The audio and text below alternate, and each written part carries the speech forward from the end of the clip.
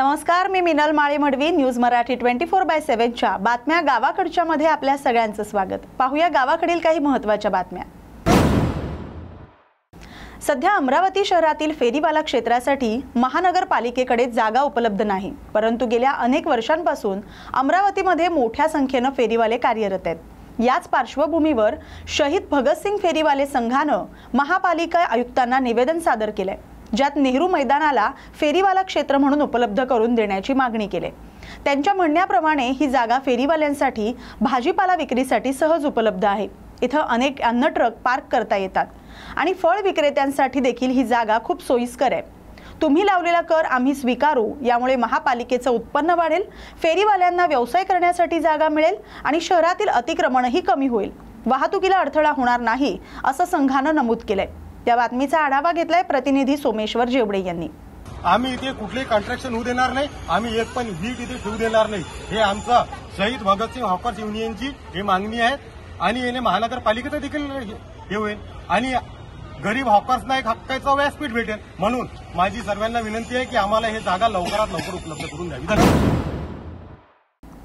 टाळ मृदुंगाचा निनाद, ज्ञानबा तुकारामांचा अखंड नामघोष, गजानन महाराजांचा जयघोष, भजनांची मांदियाळी अशा भक्तिमय आणि मंगलमय वातावरणात पंढरपूरच्या वारीसाठी निघालेला शेगावच्या श्री गजानन महाराजांचा पालखी सोहळा अरोली भांडेवाडी इथं दाखल झालाय. या पालखीवर पुष्पवृष्टी करून पालखीचं उत्साहानं स्वागत करण्यात आलं. श्री गजानन महाराज संस्थानचा मानाचा गजराज, टाळ मृदुंगांसह भजन, भागवत धर्माच्या उंच फडकणाऱ्या पताका यामुळे सारं वातावरण भारावून गेलं होतं. हळूहळू चालत आणि भक्तांचं स्वागत स्वीकारत ही पालखी सोहळा पुढे चालत होता. या बातमीचा आढावा घेतलाय प्रतिनिधी सचिन पाटील यांनी. काही दिवसांपूर्वी आपल्या चॅनलनं सांगली जिल्ह्यातील वाळवा तालुक्यातील कानेगाव ग्रामपंचायत अस्वच्छतेबाबत बातमी प्रसारित केली होती. या बातमीचा प्रभाव पडला आणि ताबडतोब कनेगाव येथील ग्रामपंचायत आणि गावात स्वच्छता मोहीम राबवण्यात आली. या बातमीचा आढावा घेतलाय प्रतिनिधी कृष्णात पाटील यांनी. मुख्यमंत्री देवेंद्र फडणवीस यांच्या उपस्थितीत माओवादी चळवळीतील सर्वोच्च नेता भूपती उर्फ मालोजुला वेणुगोपालराव याच्यासह 61 माओवाद्यांनी सशस्त्र आत्मसमर्पण केले.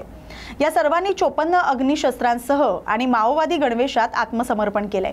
त्यांचं मुख्यमंत्री फडणवीस यांच्या हस्ते संविधानाची प्रत देऊन स्वागत करण्यात आलं.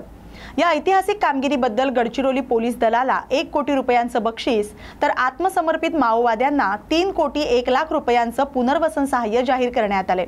ही माओवादाच्या समाप्तीची सुरुवात आहे. गडचिरोली जिल्ह्यानं या लढाईत नेतृत्व करत देशाला दिशा दाखवली आहे असं फडणवीस म्हणाले. आत्मसमर्पण केलेल्या सर्व माओवाद्यांना उद्योगात प्रशिक्षण आणि रोजगार देण्यात येईल, तसंच त्यांचं जीवन संविधानाच्या मुख्य प्रवाहात आणण्याची ग्वाही राज्य सरकार देते असंही फडणवीसांनी स्पष्ट केले.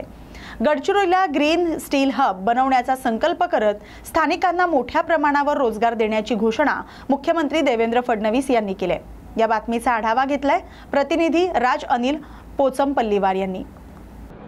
2014 पासून माओवादाच्या विरुद्धची जी लढाई सुरू झाली आणि देशाचे गृहमंत्री माननीय अमितभाई शाह यांच्या नेतृत्वात माओवादापासून मुक्त भारत तयार करण्याची जी योजना सुरू झाली, या संपूर्ण दंडकारण्यामध्ये माओवादाचा जो उदय झाला आणि विशेषतः या ठिकाणी आपल्या गडचिरोलीमध्ये अहेरी दलम असेल, सिरोंचा दलम असेल, पेरीमेली दलम असेल, चामोर्शी दलम असेल किंवा या ठिकाणी टिपागड दलम असेल, असे जे सगळे दलम तयार झाले आणि त्यातनं एक मोठी सशस्त्र सेना तयार झाली. राज्याचे पहिले मुख्यमंत्री वसंतराव नाईक यांचे नातू आणि महाराष्ट्र राज्याचे राज्यमंत्री इंद्रनील मनोहर नाईक यांची गोंदिया जिल्ह्याचे पालकमंत्री म्हणून वर्णी लागले. गोंदिया जिल्हा हा महाराष्ट्राच्या पूर्व दिशेला आणि विदर्भाचा एक मागासलेला जिल्हा म्हणून पाहिला जातो. त्यामुळे जिल्हावासियांना एक नवयुवक पालकमंत्री मिळाल्यानं आनंद व्यक्त केला जातोय. गोंदिया जिल्हावासियांना नवनियुक्त पालकमंत्र्यांकडून जिल्ह्याच्या विकासाच्या बऱ्याच आशा असल्याची चर्चा होते. या बातमीचा आढावा घेतलाय प्रतिनिधी प्रवीण शेंडे यांनी. राज्यातील रस्ते सुरक्षितता आणि महसुलाच्या दृष्टीने महत्त्वाचे असलेले सीमा तपासणी नाके बंद करण्याचा निर्णय राज्य सरकारने घेतलाय। त्याविरुद्ध जनरोड सेफ्टी फाउंडेशनने मुंबई उच्च न्यायालयाच्या औरंगाबाद खंडपीठात ॲडव्होकेट चेतन चौधरी यांच्यामार्फत जनहित याचिका दाखल केली आहे। त्यावर कामकाज झाले। यावेळी याचिकाकर्त्याचं म्हणणं जाणून घेतल्यानंतर खंडपीठाने थेट राज्य सरकारला जाब विचारत नोटीस बजावून शपथपत्राद्वारे म्हणणं सादर करण्याचे आदेश दिलेत। सर्व जनतेला सांगायला आनंद होईल की जनरोड सेफ्टी फाउंडेशनच्या वतीनं आम्ही रस्ता सुरक्षाबाबत मेहरबान कोर्टाकडे एक जनहित याचिका टाकली होती आणि ती जनतेच्या सुरक्षेसाठी, रस्ता सुरक्षेसाठी मेहरबान कोर्टाने ती मान्य केलेली आहे। आणि विषय असा होता की GST लागू झाल्यामुळे राज्याला किंवा देशाला भारतीय राज्यघटनेचे शिल्पकार डॉक्टर बाबासाहेब आंबेडकर यांनी लिहिलेल्या भारतीय संविधानावर अनिल मिश्रा यानं वादग्रस्त वक्तव्य करत सोशल मीडियावर टीका केल्यानं अमरावतीत भीम ब्रिगेड संघटनेचे अध्यक्ष राजेश वानखेडे यांच्या नेतृत्वात आंदोलन करण्यात आलं। अमरावती जिल्हाधिकारी कार्यालयासमोर अनिल मिश्रा याचा प्रतिकात्मक पुतळा जाळत त्याचा निषेध करण्यात आला। तातडीने अनिल मिश्रावर राजद्रोहाचा गुन्हा तसंच अनुसूचित जाती जमातीवर नुसार ॲट्रॉसिटी ॲक्ट नुसार गुन्हा दाखल करा अशी मागणी करण्यात आली। यापुढे भारतीय संविधानाचा अवमान सहन केला जाणार नाही। अनिल मिश्रा याच्यावर तातडीने कारवाई करून त्यांना अटक करा अशी मागणी करण्यात आली। सर्वांना क्रांतिकारी जय भीम जय संविधान। आज भीम ब्रिगेड महाराष्ट्र संघटनेच्या वतीने मनुवादी, जातीवादी आणि नीच वृत्तीच्या विचारांचा आम्ही आज पुतळा जाळलेला आहे। तो म्हणजे अनिल मिश्रा। हा अनिल मिश्रा डुकराची औलाद आहे।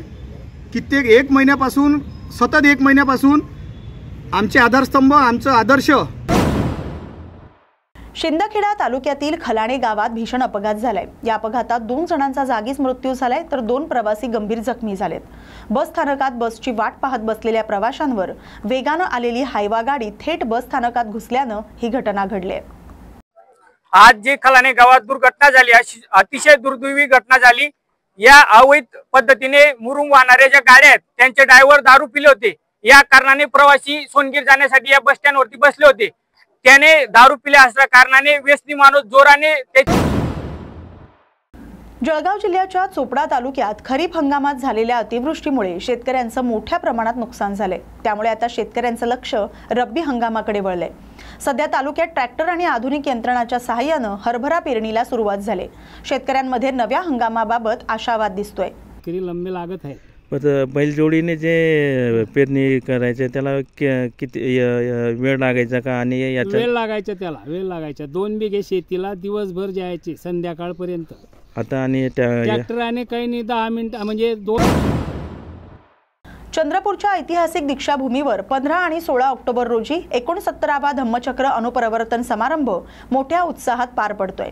16 ऑक्टोबर 1956 रोजी भारतरत्न डॉक्टर बाबासाहेब आंबेडकरांनी याच भूमीत बौद्ध धम्माची दीक्षा दिली होती। त्याच्या स्मृतीप्रित्यर्थ दरवर्षी हा भव्य समारंभ आयोजित केला जातो। डॉक्टर बाबासाहेब आंबेडकर मेमोरियल सोसायटीचे अध्यक्ष अरुण घोटेकर यांनी दिलेल्या माहितीनुसार धम्माबद्दल गाढ अभ्यास असलेल्या अभ्यासकांची उपस्थिती यंदा विशेष राहणार आहे।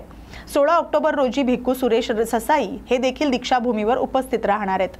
माझा जय भीम मित्र हो, दरवर्षीप्रमाणे यावर्षी सुद्धा भव्य प्रमाणामध्ये 69वा धम्मचक्र अनुप्रवर्तन समारंभ आपण साजरा करतो आहे। त्याकरिता दीक्षाभूमीवर जय्यत तयारी सुरू आहे। दरवर्षीप्रमाणे